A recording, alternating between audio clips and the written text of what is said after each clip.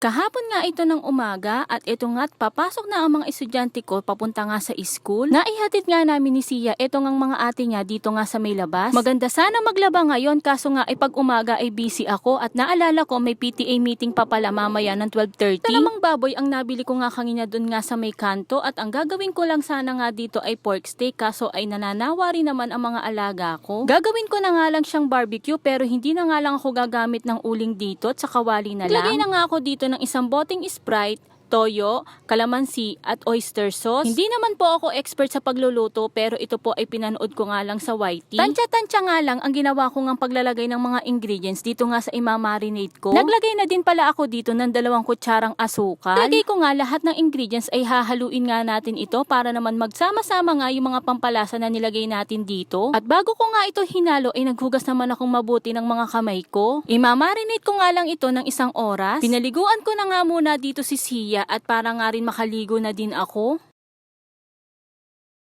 Fast forward na nga tayo mga mari at eto na nga at magluluto na rin ako nitong ulam nga nila. Nagpainit na nga ako ng mantika dun nga sa kawalit, isa-isa ko na nga ipiprito dito yung mga naibabad ko angay ng baboy. Piprito ko nga lang ito ng kabilaan at pagkatapos nga ay pagsasama-samahin ko ulit sila dito nga sa kawalit. Lagay ko na nga din dito yung pinagbabaran nga kanina. Lagay ko nga lang ito sa katamtamang lakas ng apoy. Kumulo naman ito ay binaligtad ko naman yung mga baboy. Pakukuluan nga lang natin ito hanggang nga maubos nga yung sabaw nito at ma-absorb nga ng baboy. Mga ilang minuto pa nga at eto nga at naiga na nga yung pinakasabaw nito at aahunin ko na nga rin. At ganito nga ang naging itsura nito nung inahon ko na nga. O diba, nakapagluto ka nga ng barbecue kahit nga hindi ka gumamit ng uling. Nasabi ko nga sa inyo, napakasarap nga nito, try nyo na din. Nagmamadali na nga ako sa paglalakad nito papunta nga sa school kasi nga ay tumawag nga sa akin yung isang anak ko at maaga nga daw sila magbe-break time. Maaga nga daw sila pinagbe-break time dahil maaga din daw mamaya ang PTA meeting. Yung isang ang pagkain ng anak ko ay iniwan ko nga lang dun sa may gate, dun nga sa may lamesa, pero ito nga tumawag sa akin ay naidiretso ko na nga dito nga sa room niya. Tinawag ko nga siya at inabot ko na nga agad ito nga pagkain niya.